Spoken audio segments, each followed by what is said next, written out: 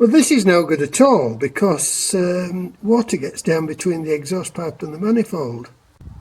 This is my Fordson Dexta exhaust adapter. It's a piece of scaffold pipe turned 1 750 at the bottom, 1 3/4, and 1 600 at the top.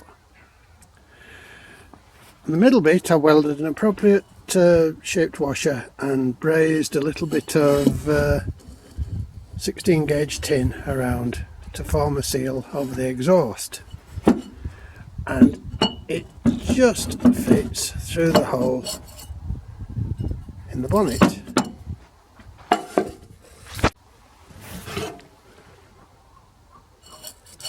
Goes in there like that. Now if I made it again, I would make it a little bit shorter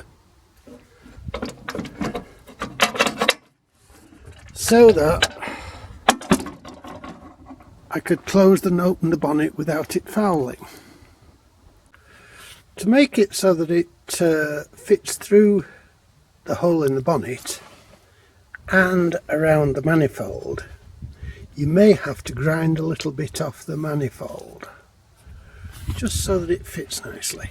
There we are, that's the way it goes. And this tractor sits outside in all weathers and never gets any water going down into the engine.